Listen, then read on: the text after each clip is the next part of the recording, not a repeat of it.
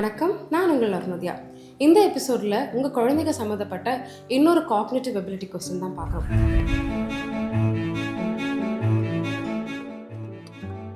எங்கிட்ட ஒரு பேரண்ட் கேட்டிருந்தது, என்னுடைய குழந்தைய ஃப்ரீக்வெண்ட்டாக எல்லாத்தையுமே மறக்கிறாங்க. ஓகே, இதுக்கு நான் சைக்கலாஜிக்கல் சொல்யூஷன் ஒன்று சொல்லணும் அப்படின்னா நம்மளுடைய பிரெயின்லேருந்து ஸ்டார்ட் பண்ணுறேன். நம்மளுடைய பிரெயின் ஆக்சுவலாக பார்த்தீங்கன்னா இட்ஸ் லைக் அ பிளாஸ்டிக். நீங்கள் அதை எவ்வளவு அழகாக மோல்ட் பண்ணுறீங்களோ அவ்வளவு ஈஸியாக பியூட்டிஃபுல்லாக அது உங்களுக்கு ரிப்ளை கொடுக்கும். ஏன்னா நம்ம சாப்பிட்ற சாப்பாட்டில் 25% எனர்ஜி நம்ம பிரெயின் தான் எடுத்துக்குது. ஏன் அப்படின்னா நம்மளோட பிரெயின் தான் நம்மளுடைய பாடியில் மிக முக்கியமான இன்ஸ்ட்ரக்டிங் பார்ட். அது சொல்கிற சிக்னல்ஸ், அது கொடுக்குற சிக்னல்ஸ், அது சொல்கிறது தான் நம்மளுடைய பாடியோட மற்ற பார்ட்ஸ் பண்ணிகிட்ருக்கு. ஓகே, இதுக்கும் இந்த கேள்விக்கு என்ன சம்மதம் அப்படின்னு கேட்டிங்கன்னா, எந்த பார்ட் ஆஃப் த பிரெயின் இன்ஆக்டிவாக இருக்கோ, எந்த பார்ட் ஆஃப் த பிரெயினுக்கு நீங்கள் வேலை தொடர்ச்சியாக கொடுக்காமல் இருக்கீங்களோ அந்த பார்ட் ஆஃப் த பிரெயின் நாளடைவில் it will not perform well. அதாவது கம்ப்ளீட்டாக செயல் எழுந்துரும் நான் சொல்லலை, it will stop performing well, அவ்வளோதான். அதோடைய எபிலிட்டி, ஃபுல் எபிலிட்டி அது கொடுக்காது.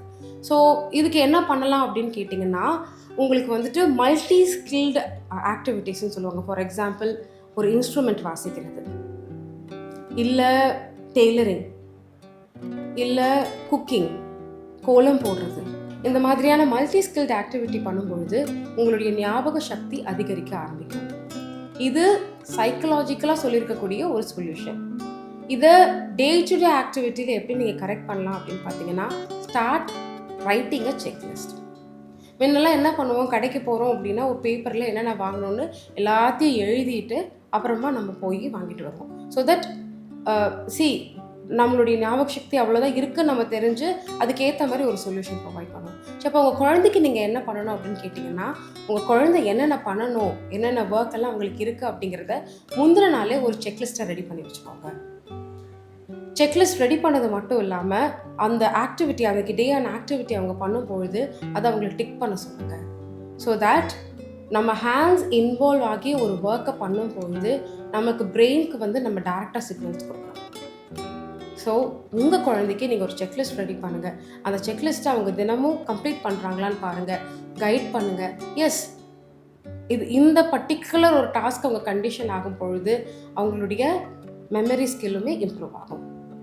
உங்களுடைய குழந்தையோட மெமரி ஸ்கில் இம்ப்ரூவ் ஆகணும் அப்படின்னா, ப்ளஸ் நான் ஏற்கனவே சொல்லியிருந்தது போல் மல்டி ஃபங்க்ஷனல் ஆக்டிவிட்டி ஒன்று அவங்கள பண்ணாதீங்க. வேறு என்ன மாதிரி, ஒரு இன்ஸ்ட்ருமெண்ட் ப்ளே பண்ணுறது, இல்லை வேறு ஏதாவது ஒரு ஆர்ட் ஒர்க், இல்லை எவ்ரிடே வீட்டு வேலைகள், ஹவுஸ் கோர்ஸ் இருக்கும் பார்த்தீங்களா, அந்த மாதிரி ஏதாவது வேலைகள் அவங்க பண்ண வச்சுக்கிட்டே இருங்க. இது குழந்தைகளுக்கு மட்டும் கிடையாது, பெரியவங்களுக்கும் இந்த ஒரு எக்ஸாம்பிளை நீங்கள் எடுத்துக்கலாம். ஸோ எஸ், வாழ்க்கை வாழ்வதற்கே மற்றும் ஒரு எபிசோடில் நான் திரும்ப உங்களை சந்திக்கிறேன்.